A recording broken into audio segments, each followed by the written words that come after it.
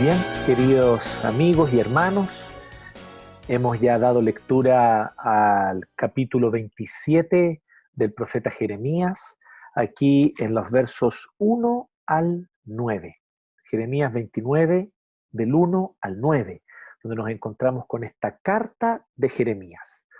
En esta temporada de la serie Profetas, ¿cierto? Que es la quinta temporada de nuestra serie El Reino, nuestro propósito es principalmente poder mostrar primero en qué consiste este solemne llamado que Dios nos hace como pueblo de Dios a ser sus mensajeros fieles. En un sentido de la palabra, como decíamos, ser profeta es tener la responsabilidad o cargar la responsabilidad de anunciar el mensaje del Señor, anunciar su verdad y anunciar ciertamente la gloria de Cristo y anunciar la salvación. En ese sentido, todo el pueblo de Dios cumplimos una función profética, incluso como pueblo, corporativamente, nosotros cumplimos esta función profética en la historia y en el mundo. Es tan así que de hecho, efectivamente, en nuestra Biblia nosotros podemos encontrar en el libro de Apocalipsis que se compara a la iglesia con el profeta Elías. Y por eso quisimos mirar por lo menos algunos episodios más importantes de la vida del profeta Elías. Ahora nosotros ingresamos a una segunda parte de esta temporada Profetas para hablar sobre algunas profecías clave, algunas profecías que son claves, que son importantes para comprender el desarrollo histórico del plan de salvación que Dios ejecuta en la historia. Y cómo el Señor, a través de estos mensajes proféticos, el Señor también nos invita a nosotros, a ti y a mí, a ser parte de sus propósitos. Así que hoy comenzamos con esta carta a los exiliados de Babilonia. Pero tal vez muy importante que podamos nosotros, eh, eh, primeramente, ubicarnos, ¿cierto? Históricamente como lo hemos hecho en otras ocasiones. Así que les pido que me acompañen brevemente en nuestra línea del tiempo una vez más. Muy bien, y aquí ahora en esta línea del tiempo que nosotros compartimos ahora, que yo les comparto ahora, ¿cierto?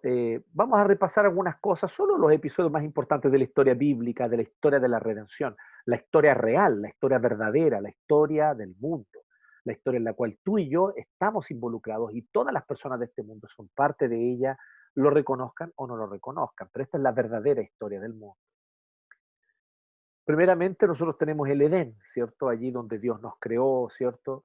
Luego nosotros tenemos el diluvio, está la caída, ¿cierto? Pero luego el diluvio, luego tenemos a Abraham, luego tenemos a Moisés y el Éxodo, luego nosotros tenemos a cuando Israel entró a la tierra prometida y poseyó la tierra prometida guiados por Josué, luego nosotros tenemos al rey David como importante rey en la historia de Israel, y años después de David, con su nieto Jeroboam, ocurre una división del pueblo de Dios que estaba habitando esta tierra.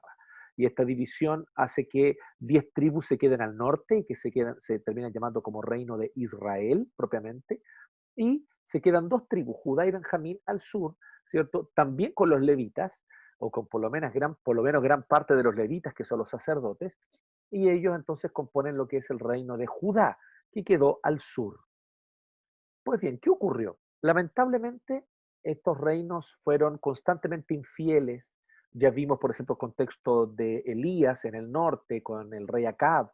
Bueno, el rey Acab es solo una muestra, tal vez la muestra más visible de la desobediencia de los reyes y de cómo ellos guiaban al pueblo a la idolatría. Pero muchos otros reyes fueron muy malvados y desviaron el corazón del pueblo tras los ídolos. No solo Acab en el norte, sino otros reyes también en el sur, como el caso de Manasés y otros reyes que fueron muy impíos. Así que esto lleva a dos cosas y dos eventos importantes. ¿Ah? Bueno, tenemos al profeta Elías, ¿cierto? Después.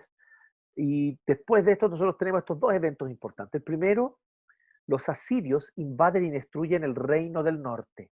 Los asirios fueron, con su capital Nínive, durante un tiempo el gran imperio del Oriente Medio. Y ellos en un punto invaden el territorio de Israel, invaden su capital, que es Samaria, y entonces destruyen al pueblo de Israel, se llevan cautivos a unos pocos que sobrevivieron, pero a esos pocos que sobrevivieron los obligaron a mezclarse con asirios, de tal modo entonces que luego de una segunda y tercera generación ya no había más israelitas en el sentido étnico de la palabra, ellos ya quedaron mezclados con los asirios, incluso con otros pueblos, por lo cual prácticamente desaparecieron estas 10 tribus que componían el reino del norte, el reino de Israel.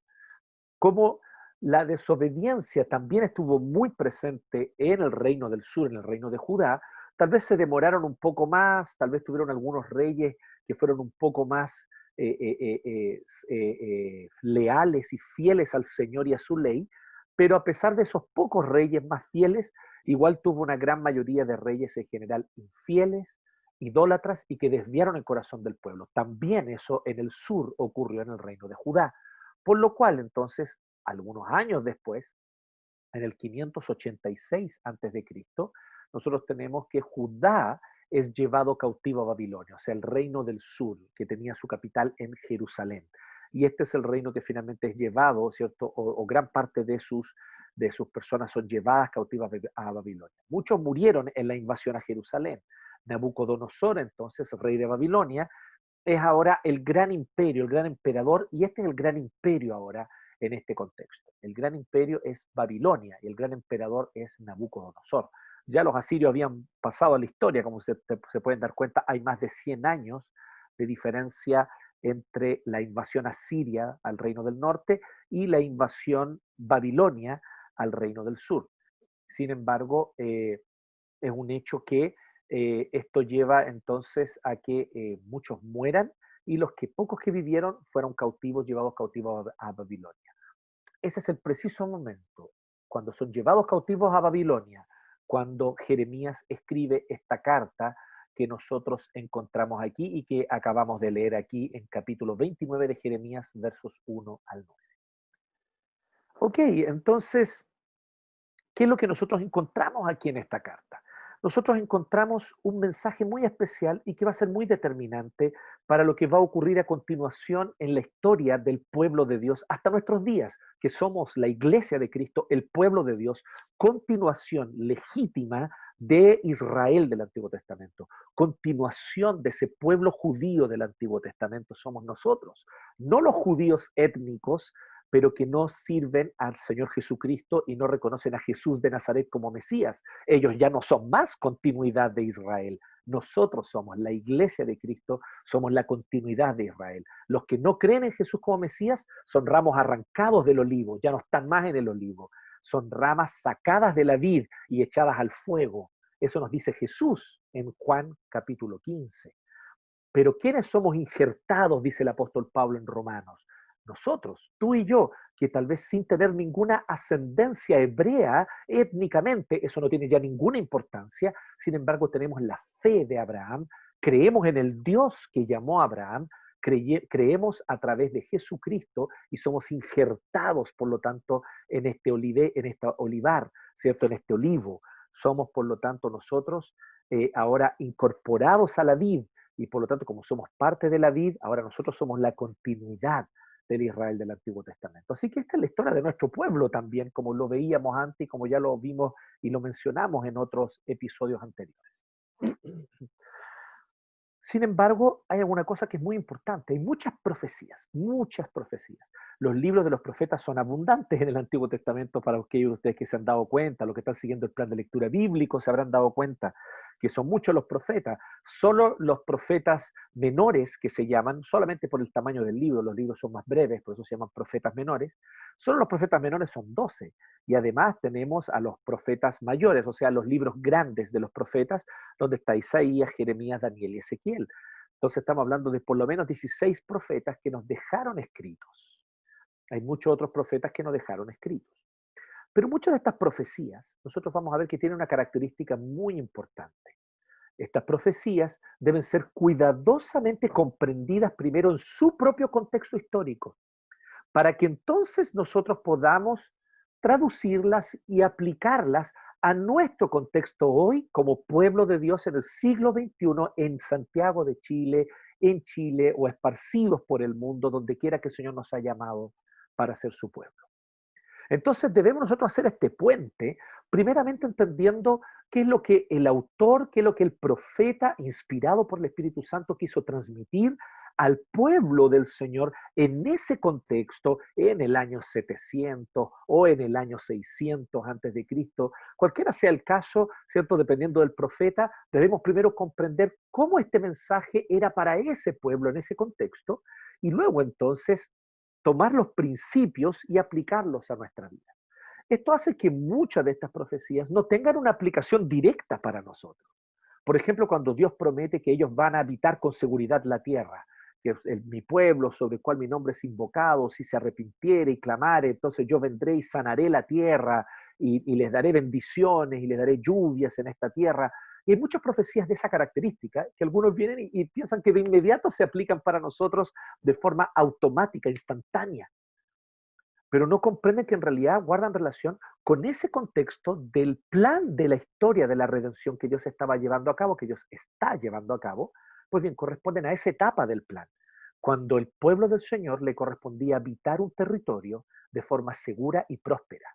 La seguridad de los hebreos, de los judíos, en el territorio de Israel y la prosperidad de ellos en ese territorio era muy importante porque cumplía una función misionera, misional, misiológica, para que todos los demás pueblos alrededor, en esta vitrina donde Israel fue puesto en la tierra prometida, pudieran ver que ellos eran bendecidos, habitaban con seguridad, habitaban con prosperidad, a pesar de no hacer campañas para conquistar nuevos territorios, a pesar de no trabajar todos los días, sino guardar estrictamente el Shabbat, a pesar de no trabajar la tierra todos los años, sino cada 7 años dejar descansar la tierra, a pesar de no tener esclavos, a pesar de tener compasión del huérfano y de la viuda y de darles la atención económica para que no hayan pobres entre ellos, a pesar de todo esto, esta nación prosperaba y prosperó en su medio. Entonces la idea de Dios era que esto sirviera como una señal. Sin embargo, como nosotros sabemos, Israel fracasó en gran medida. Esto lo cumplió por un breve tiempo. Fueron breves los momentos. Sí, y David, por ejemplo, fue un rey que guió al pueblo a obedecer la ley.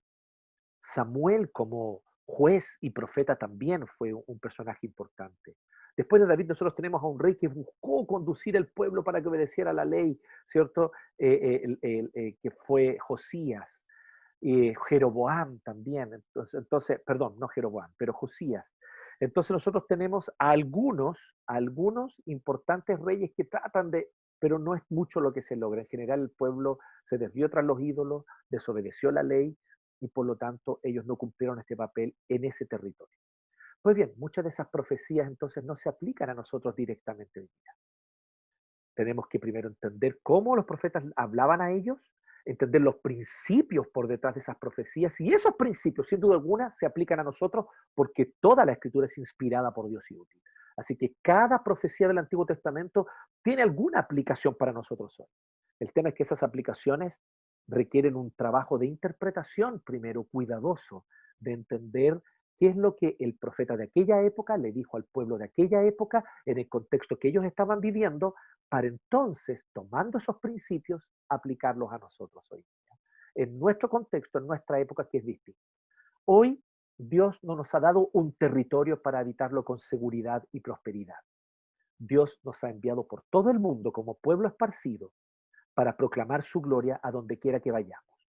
¿Y dónde nos corresponde dar testimonio? En medio de naciones paganas, que nos sirven al Señor, que no le conocen, que no le aman, que ciertamente no obedecen su ley. Por lo tanto, esta profecía de Jeremías 29 o esta carta sí tiene una característica distinta a esas otras profecías que yo les decía. La aplicación es un poco más directa, ¿se dan cuenta? El puente es un poco más directo, es un puente que no es tan pronunciado ni tan difícil de subir y luego de bajar para atravesar. Es un puente un poco más recto, un puente que es un poco más fácil, sencillo de cruzar. Porque efectivamente la condición del pueblo judío deportado, exiliado, porque fueron invadidos por Nabucodonosor, murieron muchísimos. Y los pocos que sobrevivieron fueron entonces llevados cautivos a Babilonia. Bueno, este pueblo cautivo, exiliado en Babilonia, se parece mucho a ti y a mí, a Iglesia 1, a nuestras iglesias hoy esparcidas por el mundo. Somos el pueblo de Dios que no habita su patria definitiva aún. ¿Cuál es nuestra patria definitiva? Los nuevos cielos y nueva tierra donde mora la justicia, los que Cristo va a inaugurar con su poder sobrenatural cuando vuelva, cuando venga por segunda vez en gloria y majestad sobre las nubes.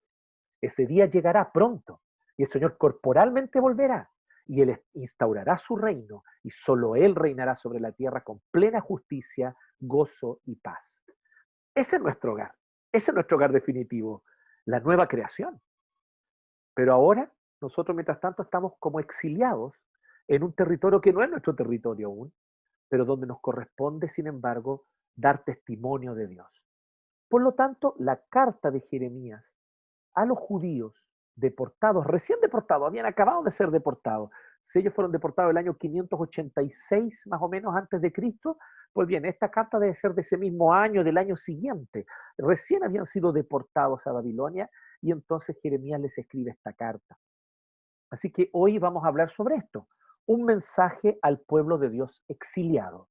Y para aquellos jóvenes que se estaban preguntando cuál era el título, este es el título, un mensaje al pueblo de Dios exiliado. Un mensaje al pueblo de Dios exiliado. Eso somos nosotros. Somos el pueblo de Dios exiliado. Iglesia 1 es una comunidad de exiliados, de expatriados, de deportados. Vivimos provisoriamente en esta patria llamada Chile, a la cual amamos y ya vamos a ver, basado en este texto, por la cual debemos trabajar a fin de que haya bienestar, a fin de que el bien común sea promovido en ella.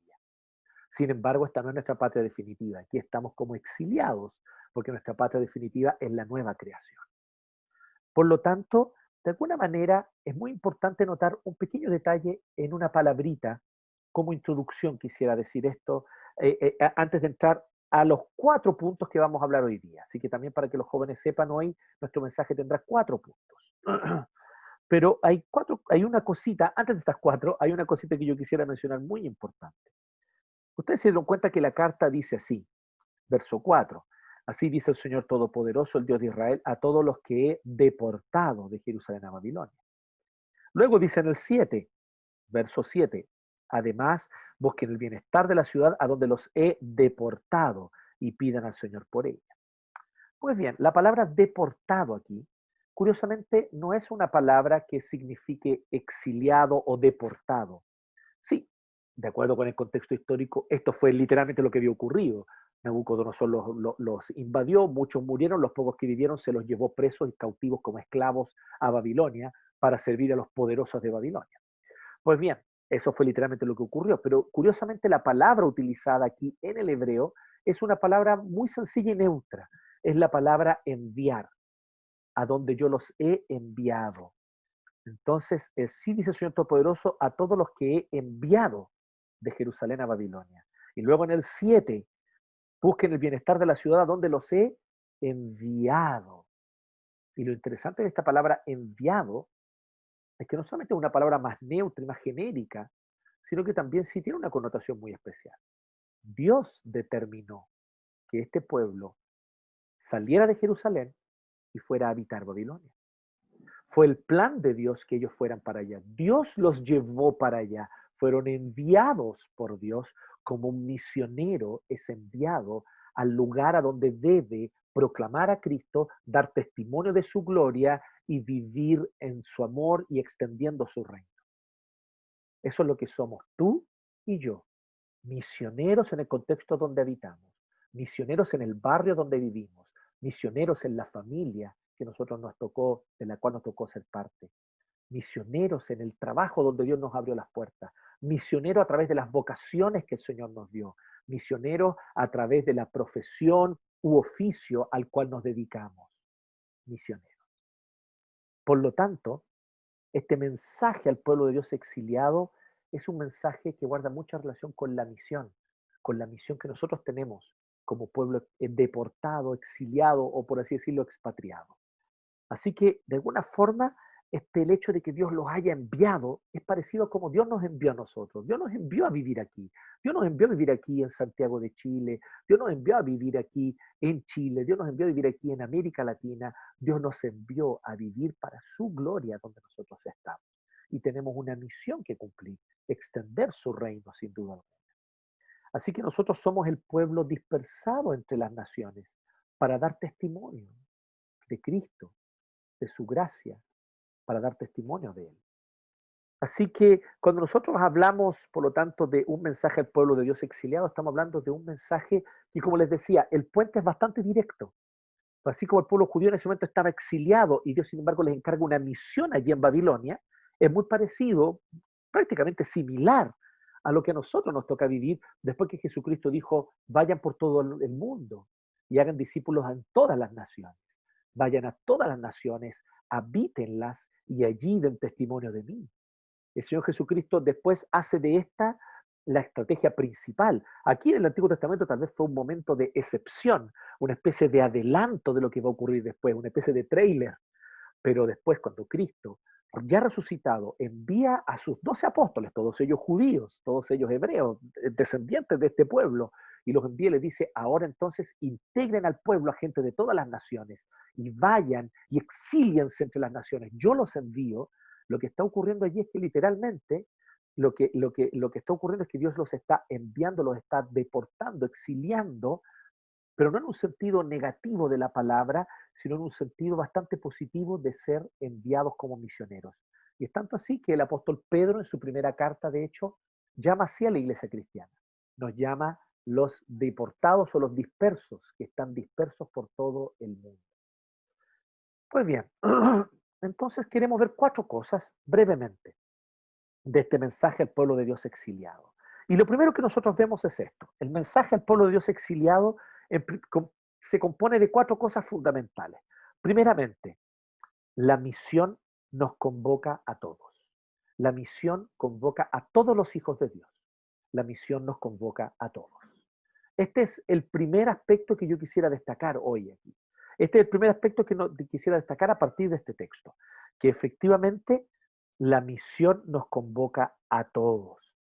Miren cómo dice, esta es la carta que el profeta Jeremías envió desde Jerusalén al resto de los ancianos, ¿ok? Los líderes del pueblo que estaban en el exilio, a los sacerdotes, ¿ok? Los sacerdotes cumplen una importante función, a los profetas, ¿ok? A los profetas, pero solo eso, no dice, y a todo el pueblo que Nabucodonosor había desterrado de Jerusalén a Babilonia.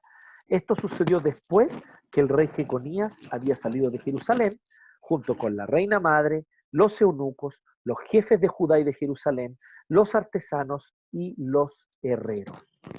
O sea, todos fueron solemnemente, de alguna manera, convocados a escuchar esta carta. Claro, él dice que se dirige a todos, a los ancianos, a los profetas, a los sacerdotes, a todo el pueblo. Ahí ya lo dice a todo el pueblo. Y para dar un poquito más de detalle, nos dice en el 3 quiénes eran el tipo de personas que estaban allí, qué tipo de personas se encontraban allí.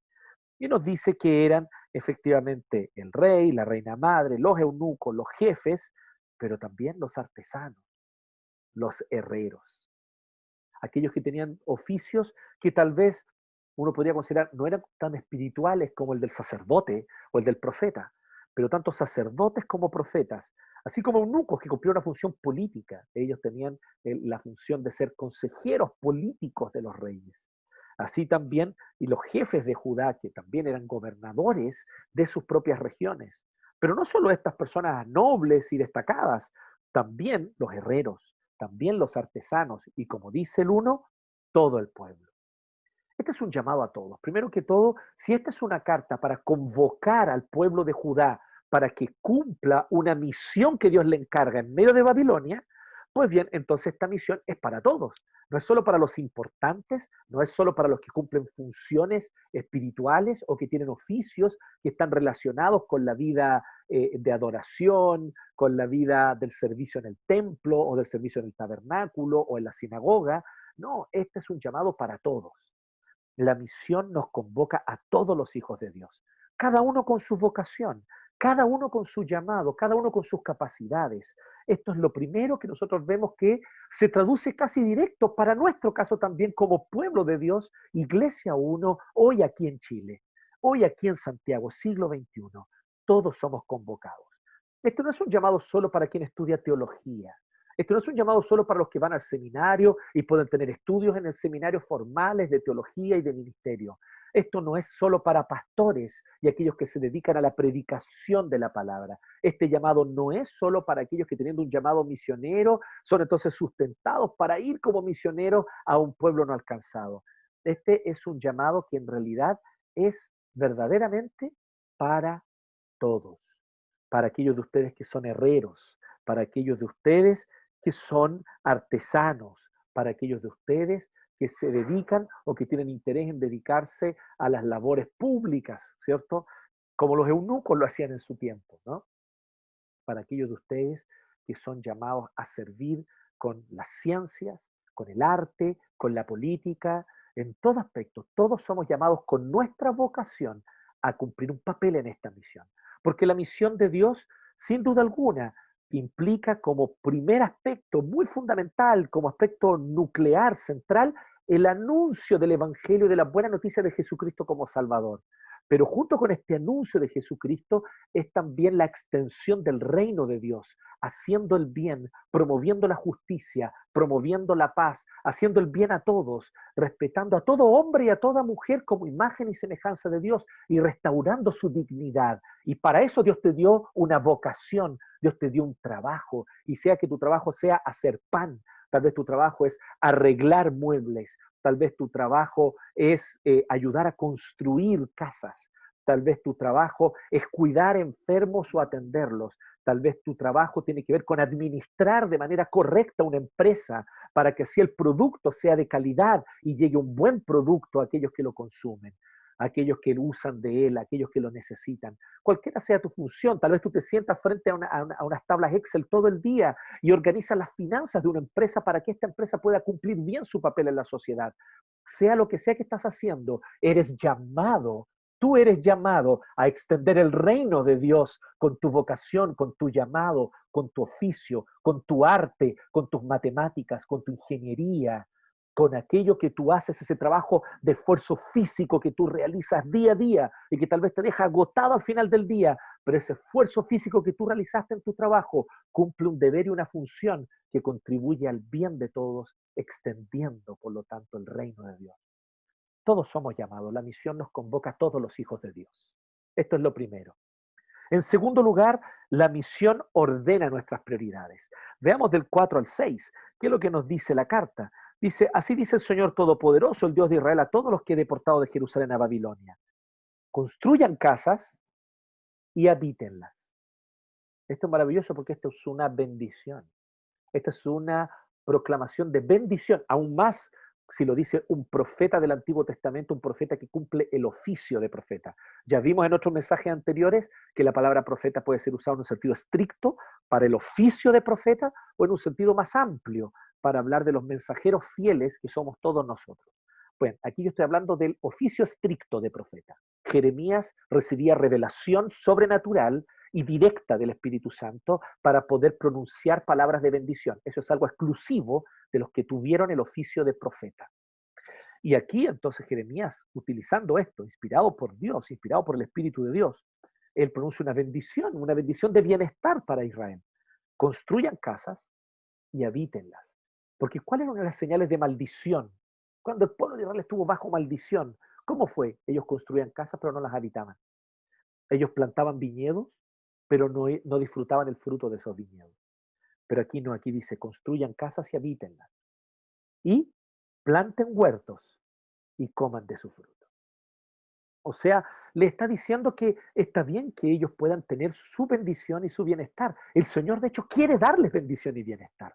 El Señor quiere, de hecho, bendecirlos a ellos. El Señor no quiere que ellos necesariamente, todos ellos, todo el tiempo, estén pasando profunda necesidad, estén pasando por tiempos solamente de estrés y se estén pasando simplemente por todo el tiempo, perdón, por tiempos de escasez. Es posible que la escasez venga en algún momento. Es posible que a más de algunos de ellos sí les toque ser maltratados y ser echados de sus casas y que no puedan habitar en paz sus casas. Sí es posible que a algunos de ellos no les toque disfrutar el fruto de el huerto que ellos planten. Sin embargo, es algo más bien puntual. En general, el Señor quiere que el pueblo de Dios construya casas para habitarlas y planten huertos para comer de su fruto. Y no solamente eso, sino que se casen y que tengan hijos e hijas y que den a sus hijos y a sus hijas en casamiento. Obviamente aquí la referencia del profeta Jeremías es a hacerlo conforme a la ley del Señor. ¿Qué es lo que está diciendo aquí? Hay cosas muy interesantes en este texto que podemos destacar rápidamente y que les pido que presten atención porque solo las voy a decir una vez. En primer lugar, nosotros vemos que hay aquí una réplica de las bendiciones del Edén, una réplica de las bendiciones que Dios dijo a Adán y a Eva. Multiplíquense, multiplicaos, llenen la tierra, ¿se acuerdan?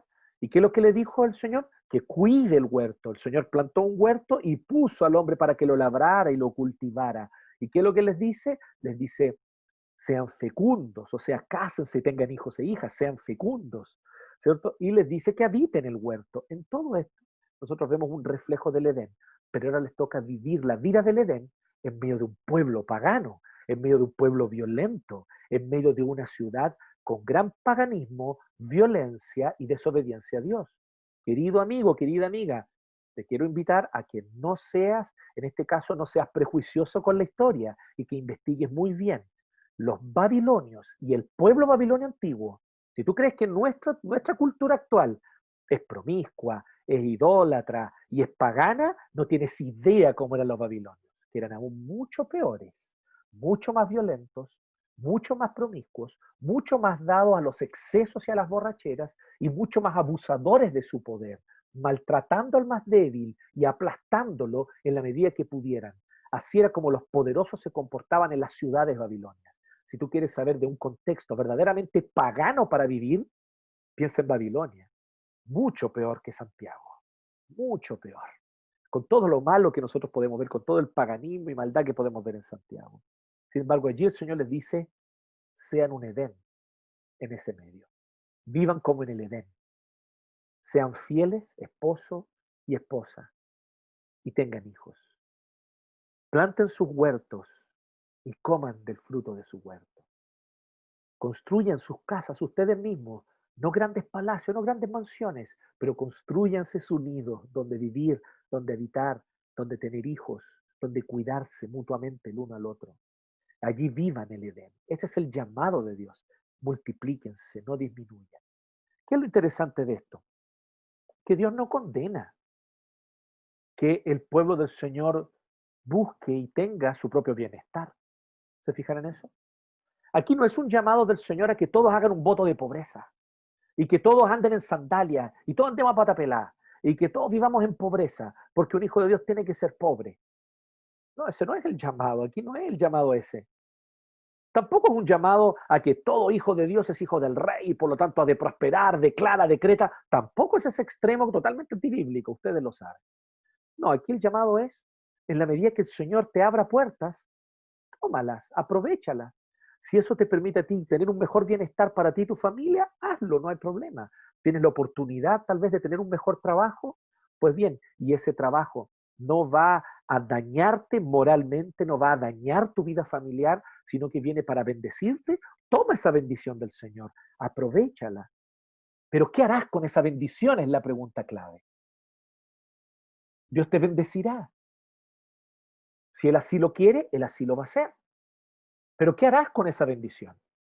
El llamado que Dios le hizo a Abraham sigue siendo el llamado para ti y para mí como continuadores del pueblo de Dios.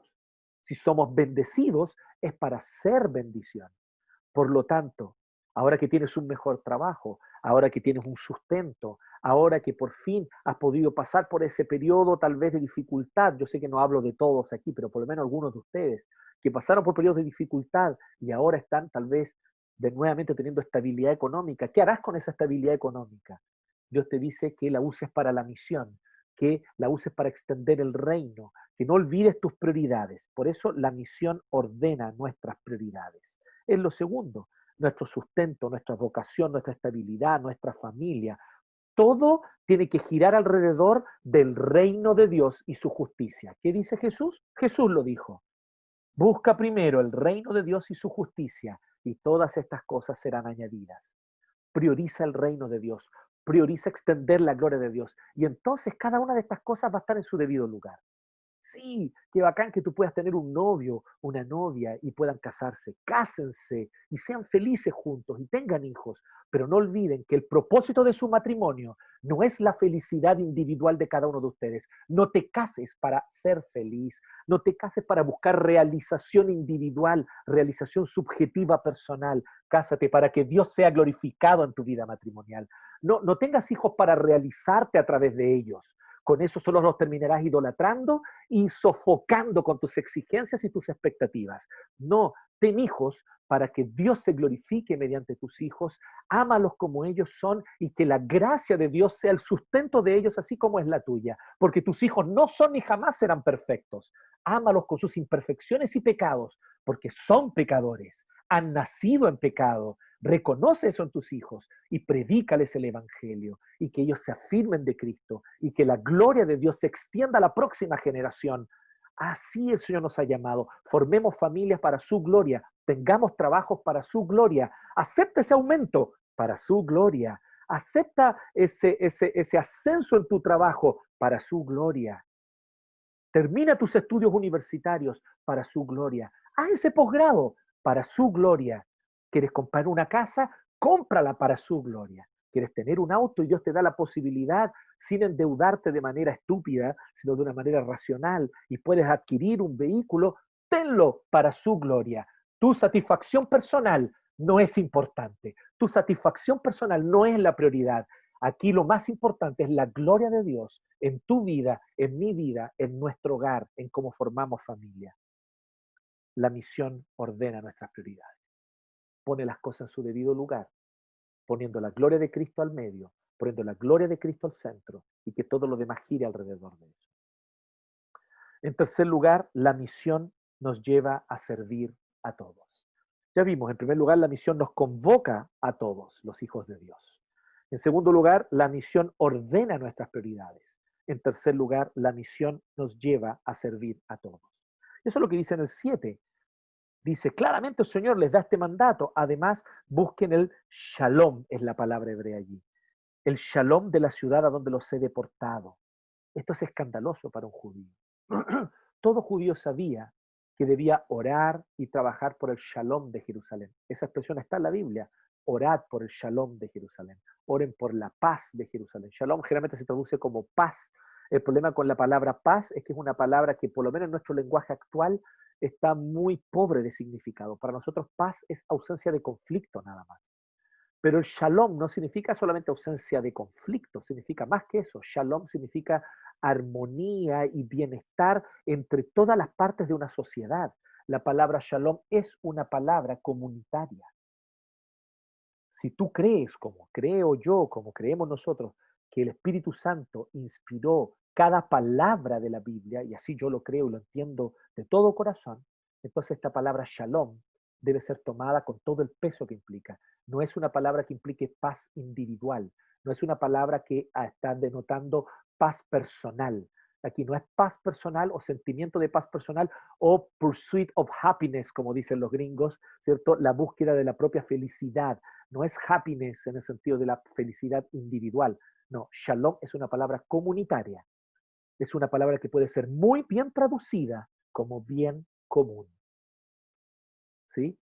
El liberalismo, la doctrina liberal, tanto económica como política, es escéptica. Dice que no existe el bien común. Claro, porque por la ciencia no es posible descubrir el bien común. Pero el bien común existe, Dios lo ha revelado, en su palabra Dios lo revela. Por lo tanto, un cristiano no puede decir que no existe el bien común. Es anticristiano decir eso. El cristianismo dice y la Biblia dice existe el shalom y debes buscar el shalom y debes amar el shalom y debes trabajar por el shalom. No solo del pueblo de Dios, no solo de los creyentes, no solo de esta comunidad alternativa que somos los cristianos, sino de nuestra ciudad entera. Y ese es escandaloso. El Señor les dice, busquen el shalom de Babilonia. Busquen el shalom de Babilonia. El bien común, el bienestar de los que no sirven a Dios, de los que no adoran al Señor, de los que no le temen. Vivimos tiempos de polarización política en nuestro país. Y qué triste espectáculo hemos dado los evangélicos, expresando las mismas palabras de odio que se gritan mientras se lanzan piedras allí en la Plaza Baquedano. Son las mismas palabras de odio vertidas por creyentes evangélicos en su Facebook, en sus redes sociales. Allí no hay una búsqueda de bien común. Las mismas palabras de odio que youtubers de extrema derecha expresan contra ciertos grupos de la sociedad, contra ciertas ideologías, que podrán estar muy equivocadas esas ideologías, pero esas no son maneras denigrantes ni ofensivas, no son maneras insultantes de referirse a un ser humano que es imagen y semejanza de Dios. Y muchas de esas mismas palabras, expresiones de odio, incluso deseos de muerte, son expresados por cristianos que, compartiendo muchas veces esas visiones, lamentablemente se llenan del mismo odio. Odio contra los manifestantes, odio contra los carabineros, odio contra las autoridades, odio contra el presidente. Querido hermano y querida hermana, es pecado eso. Has pecado contra el Señor. Hoy arrepiéntete, porque el bien común, el shalom de la ciudad a la cual Dios nos envió, comienza por respetarlos a todos.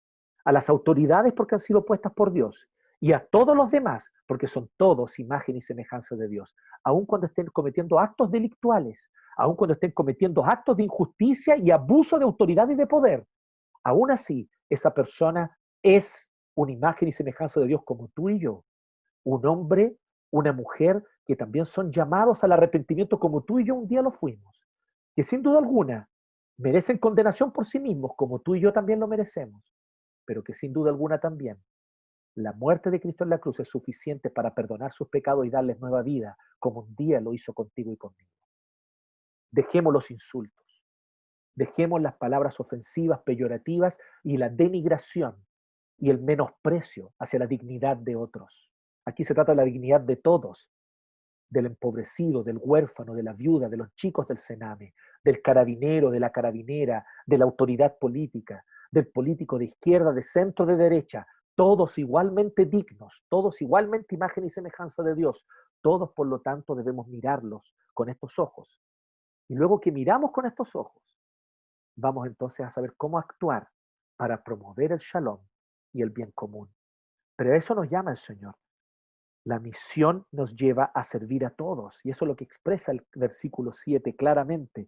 Expresa que esta misión consiste en trabajar, buscar, dice, buscar persistentemente, que es una búsqueda persistente mediante el trabajo, las vocaciones, mediante el esfuerzo diario, y orar por ella, orar por esta ciudad. Oremos por Santiago, oremos por el presidente, oremos por las Fuerzas Armadas y de orden, oremos por aquellos que salen a manifestarse, oremos por todas las personas que están sufriendo en nuestro país la opresión, la desigualdad, la injusticia. Oremos por aquellos que no han recibido un juicio justo. Oremos por aquellos que en vez de recibir un juicio justo son funados en redes sociales, tratándolos por lo tanto y siendo tratados con indignidad, porque es indigno funar.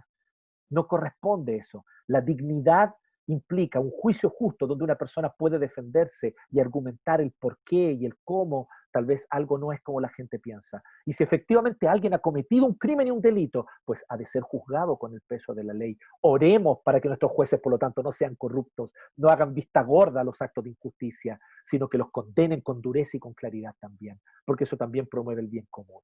¿Nos damos cuenta? Aquí no hay color político, aquí no hay opciones por uno versus otro, con una polarización como si un cierto grupo tuviese más dignidad que otros. No, aquí se trata de que todos somos imagen y semejanza de Dios y por el shalom de todos, los cristianos somos llamados a trabajar. Finalmente, como último factor, en el 8 y el 9 de este mensaje al pueblo de Dios exiliado, ya vimos primero la misión nos convoca a todos los hijos de Dios. En segundo lugar, la misión ordena nuestras prioridades. En tercer lugar, la misión nos lleva a servir a todos. En cuarto y último lugar, la misión es debilitada por la mentira. Aquí hay una advertencia. Aquí no es algo positivo. Aquí es algo más bien negativo, pero que nos sirve como advertencia. La misión es debilitada por la mentira. Ojo allí. ¿Qué dice 8 y 9? Así dice el Señor Todopoderoso, el Dios de Israel. No se dejen engañar por los falsos profetas, por los adivinos que están entre ustedes. ¿Por qué creo que pasaba? La historia es más o menos la siguiente, muy simple. El pueblo había sido deportado hacía poco, hacía unos pocos meses o pocas semanas, y llevaban allí deportados poco tiempo. Y entonces estos falsos profetas se levantaron de nuevo allí. Estos eran falsos profetas que ya habían profetizado antes. Antes de que los invadiera Nabucodonosor y antes de que conquistara Jerusalén, ya Jeremías había advertido, van a venir los babilonios, los van a conquistar y los van a llevar deportados porque ustedes han sido infieles. Por lo tanto, arrepiéntanse, porque quiero ustedes que se arrepientan, por lo menos van a poder seguir viviendo y no serán muertos. Pero ya van a ser deportados, ya van a ser exiliados, ya van a ser invadidos. Eso es una certeza. Y estos falsos profetas, entonces, ¿qué dijeron? No, no va a venir Nabucodonosor, no va a haber ninguna invasión, los babilonios no van a llegar aquí, porque este es el templo del Señor, y el Señor no va a permitir que el templo sea destruido, el Señor no va a permitir que Jerusalén, la ciudad santa, sea destruida. Y por lo tanto, estos falsos profetas hablaron de paz cuando no había paz. Pues bien, vino la invasión, vino Babilonia, y uno podrá pensar, uno podrá decir, bueno, los falsos profetas ahora, ¿por qué se quedaron callados? Po? Fue evidente que eran mentiras sus profecías. Lamentablemente no. Los falsos profetas volvieron a levantarse ahora entre el pueblo exiliado. ¿Y qué es lo que les decían a la gente? Vamos a volver luego, tengan sus maletas listas. Igual que la noche esa de Pascua, antes de salir de Egipto hace siglos atrás, así tengan las maletas listas, porque en cualquier momento el Señor nos va a sacar de aquí de Babilonia y nos vamos a ir de vuelta a vivir a Judá.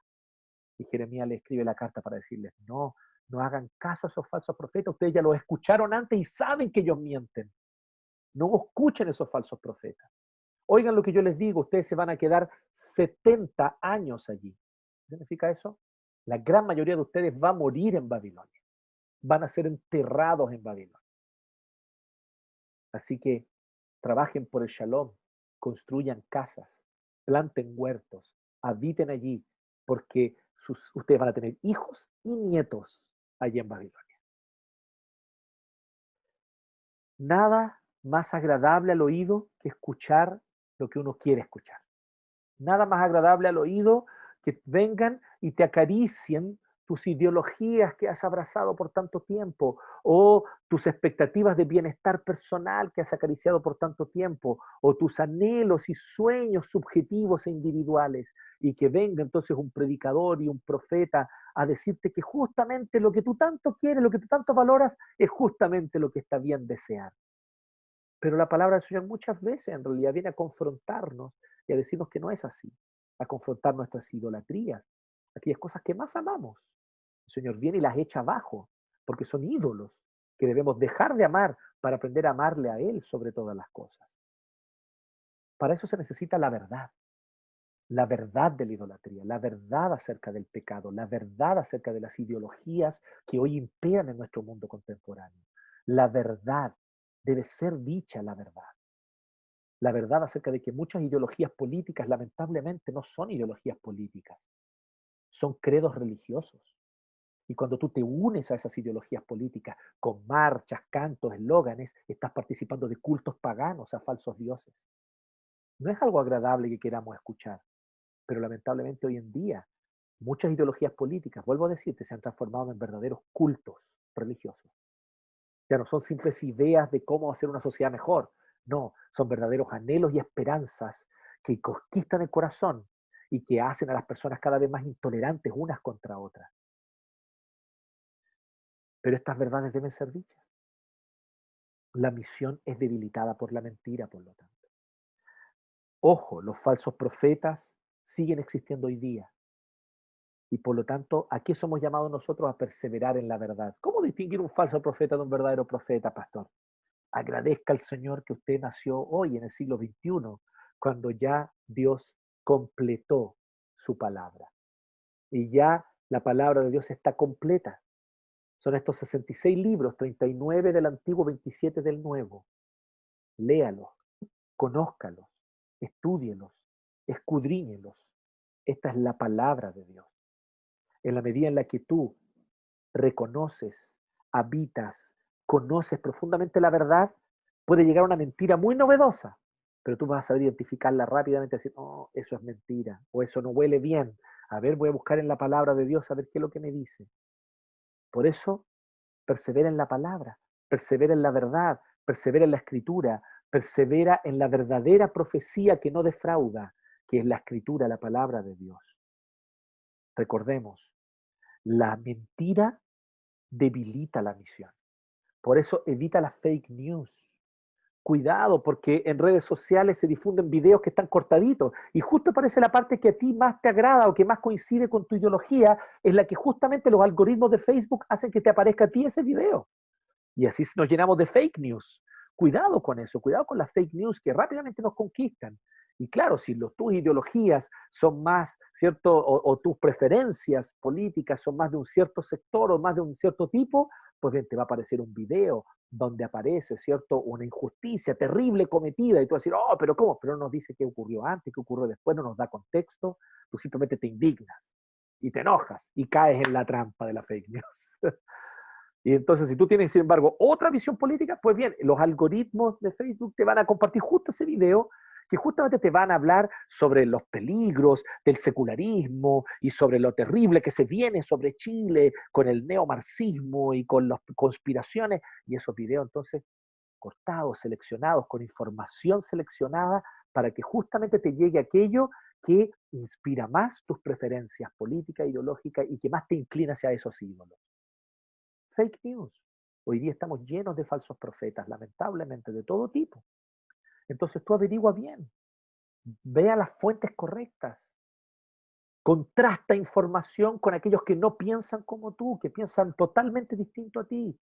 Considera todas las opciones, discierne la verdad, pero sobre todo, persevera en la escritura, lee la palabra, escudriñala, conócela, persevera en ella.